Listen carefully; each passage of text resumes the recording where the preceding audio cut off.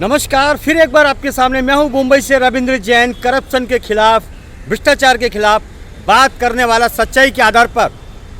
ज़्यादा टाइम नहीं हुआ है, या पहले आपको सीन बताता हूं। ये सीन देखिए, ये सौंदर्यीकरण के नाम पर ज़्यादा टाइम नहीं हुआ है इसको बने हुए, लेकिन बीएमसी के दलाल और भ्रष्टाचारी ठेकेदारों ने मिलकर मुंबई का पैसा खा गए, जनता का पैसा खा गए। आप ये देखिए, रोड का हाल देखिए, हजारों करोड़ रुपए पास होता है मुंबई के सौंदर्यीकरण पर, लेकिन ये मोटी चमड़ी के इसमें नेता शामिल है, सरकारी डिपार्टमेंट शामिल है। ये इतने बड़े बेशरम हैं कि कितना खाते हैं हमें कुछ समझ में नहीं आती, और पैसा कहाँ जाता है ये भी कुछ समझ में नहीं आती। इनकी जांच कौन करेगा आखिर? ऊपर से नीचे तक सभी मिले हुए हैं, भ्रष्ट हो चुके हैं बिल्कुल। ये गद्दार है देश के, इनको फांसी की सजा 100% मिलनी चाहिए, लेकिन यहाँ पर कुछ नहीं होगा। भारत का एक ऐसा कानून है, जैसे कोर्ट पे तारीख मिलती है, ऐसे इन्हें तारीखें मिलेगी, इससे ज्यादा कुछ नहीं होगा। मुंबई का पैसा खाने वाले भ्रष्टाचारी, यहाँ के नेता, डिपार्टमेंट के लोग, हर ऊपर से नीचे तक मिले हुए यहाँ के भ्रष्ट दलाल लोग हैं जो मुंबई का पैसा खाते हैं। बीएमसी में बैठे हुए भ्रष्टाचारी या ठेकेदार जो भी हो, सौंदर्यीकरण का पैसा खाते हैं, नेता भी खाता है, यानी सब पैसा खाते हैं। ये देखिए आप, सौंदर्यीकरण के नाम पर ये ज्यादा टाइम नहीं हुआ है, इस रोड को बने हुए ज्यादा टाइम नहीं हुआ है। आप लोकेशन देख लीजिए, ये लोकेशन है, अच्छी तरह देखिए। सौंदर्यीकरण के नाम पर पैसा खाते हैं खुलेआम, और कितना खाते हैं जनता का पैसा, इसका कोई हिसाब नहीं। यहाँ पर भ्रष्टाचार चलता है, फुटपाथ पर अवैध कब्जे होते हैं, दूध में मिलावट, घी में मिलावट, यानी मिलावट का धंधा, दवाइयों में मिलावट, और ब्रांडेड कंपनी के जो साबुन होते हैं उसमें भी धड़ाधड़ मिलावट। यानी यहाँ पर कोई भी ऑफिसर ईमानदारी से काम करने को तैयार नहीं है। माल आने दो, भर भर के थैला माल आने दो, और जनता को भाड़ में जाने दो। सरकारी डिपार्टमेंट के अंदर इतनी लूटपाट मची हुई है जिसका कोई हिसाब नहीं। लेकिन आखिर करें तो करें क्या? सरकारी डिपार्टमेंट एक धंधा बन चुका है, राजनीति एक अड्डा बन चुका है माल कमाने का। हर किसी को माल कमाना है। आखिर कानून कायदा किधर गया? माननीय कोर्ट से मेरी विनती है, आपकी कोर्ट में तारीखें मिलती रहेगी, लेकिन न्याय कब मिलेगा? सरकारी डिपार्टमेंट ऊपर से नीचे तक भ्रष्टता में लिप्त है। हम ये नहीं कहते कि सभी लोग भ्रष्ट हैं, ज्यादातर 99% भ्रष्टाचार में डूबे हुए सरकारी शासन प्रशासन के लोग हैं। उसकी वजह से मुंबई, हिंदुस्तान पूरा बर्बाद होता है। ड्रग्स के कारोबार के अंदर सरकारी डिपार्टमेंट के लोग शामिल हैं, मिलावट के धंधे में सरकारी डिपार्टमेंट के लोग शामिल हैं। यानी कोई भी ऐसा कांड जो होता है, चाहे वो रेप कांड हो या वो कोई भी कांड हो, वसूली कांड हो, हर कांड के अंदर नेता शामिल है, और शासन प्रशासन की मिलीभगत से होता है भ्रष्टाचार। शर्म आती है हमें, ऐसा धिक्कार है ऐसे नेताओं के ऊपर। चुल्लू भर पानी में डूब मरो। जो जनता की मेहनत का पैसा, कमाई का पैसा, जो मुंबई के सौंदर्यीकरण का पैसा है, नेता डकार जाते हैं। इनको यमराज कब उठाएगा ये तो हमें नहीं मालूम, लेकिन इनकी भी दशा वही होगी जो होती रही है। जैसा कर्म करेगा फल भी वैसा मिलेगा। नीम बोने वाले को आम कैसे मिलेगा? इन भ्रष्टाचारियों का अंत आएगा, एक दिन अंत आएगा। ये ऐसे तड़प तड़प के जाएंगे ऊपर, जिनको पानी देने वाला कोई नहीं होगा। ये हकीकत है, क्योंकि जनता का पैसा, खून पसीने का पैसा खाने वाला ये शासन प्रशासन में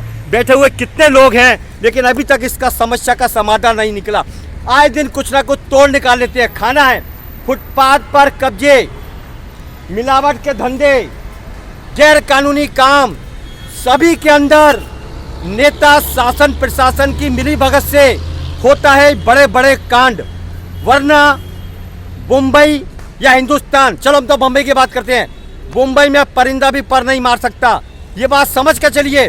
अगर मुंबई में कोई भी बड़ा कांड होता है, उसमें नेता शासन प्रशासन की मिलीभगत होती है। मैं हूं, ये लोकेशन बता देता हूं आपको। आज़ाद मैदान के पीछे का ये एरिया है। अब इसको क्या कहते हैं, यहाँ कोई बोर्ड लगा हुआ नहीं है कि इस एरिया को क्या कहते हैं, लेकिन आज़ाद मैदान के पीछे का एरिया है। भ्रष्टाचार मिटाने के लिए अगर जनता एक नहीं हुई तो हमारे देश को यहाँ का नेता, हिंदुस्तान का नेता नोच नोच से खाएगा, क्योंकि भारत 900 साल गुलाम रह चुका है। यही वजह है कि हम लोग चुप रहते हैं। हमारे चुप रहने का सबसे बड़ा फायदा उठाता है हमारा नेता, दो कौड़ी का नेता, सड़क छाप नेता, जो वसूली करके नेता बनता है। जनता से हम निवेदन करना चाहते हैं, आप एक हो जाइए, वरना आपकी गुलामी फिर निश्चित है। आपके टैक्स के पैसे पर देश चलता है, नेता अय्याशी करता है, सरकारी डिपार्टमेंट के तामझाम देखिए, फुल अय्याशी देखिए, लेकिन आपको सुविधा के नाम पर ठेंगा मिलता है, ठेंगा।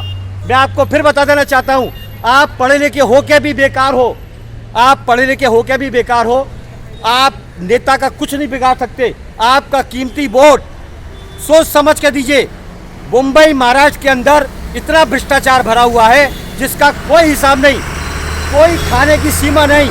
हर डिपार्टमेंट में गुंडागिर्दी, मनमानी और जनता को परेशान किया जाता है। सरकारी डिपार्टमेंट में इतना पैसा आता है, आखिर वो कहाँ जाता है? पता नहीं कहाँ जाता है और कितना खाते हैं और कौन सी टैबलेट खाते हैं कि हजारों करोड़ रुपया इनका खाया हुआ पच जाता है। कोई जांच नहीं होती। जांच के नाम पर कोर्ट में तारीखें मिलती है, जांच के नाम पर कोर्ट में तारीखें मिलती हैं, तारीखें। भारत का कैसा संविधान, कैसा कानून, जो आम जनता को परेशान किया जाता है, जनता के नाम पर वोट मांगा जाता है, लेकिन सत्ता पर आने के बाद ये गीदड़ की तरह हमारे भारत का नेता जनता का खून पीता है, खून पीता है। कोई सुविधा नहीं, रोडों पे गड्ढे मिलेंगे, बड़े बड़े ड्रग्स के धंधे मिलेंगे, गरीब आदमी का निवाला छीना जाता है। ये हाल है मुंबई का। और मुंबई कहने को आर्थिक नगरी है, लेकिन पता नहीं आर्थिक कहाँ गया। माल तो नेताओं के पेट में गया, सरकारी डिपार्टमेंट में गया। कहने को मुंबई आर्थिक नगरी है, हिंदुस्तान की धड़कन है, लेकिन मुंबई की हालत इन नेताओं ने ऐसी कर दी है, बस से बदतर कर दिया है। खूबसूरत मुंबई को बना दिया नशेड़ी, ड्रग्स का अड्डा, मिलावट का गढ़, फुटपाथ पर अवैध कब्जे। क्या मचा रखा है तमाशा। माननीय सर्वोच्च न्यायालय जी, आपसे विनती है, आप भेष बदलकर जरा बम्बई का दौरा तो कीजिए। नेताओं के लिए हर सुविधा मिलेगी, नेताओं को गाड़ियों में घूमेंगे जैसे देश इनके बाप की जागीर है। बड़ी बड़ी गाड़ियों में घूमना, जब नेता निकलेगा तो रोड बिल्कुल साफ हो जाएगी, पब्लिक को चलने की जगह नहीं है। कालवा देवी, भुलेश्वर, सीपी टैंक, ये एरिए पब्लिक के लिए बड़ा नासूर बन चुके हैं। ये हकीकत है। कोई कानून में कोई प्रावधान है नहीं जो जनता को सुविधा दे सके।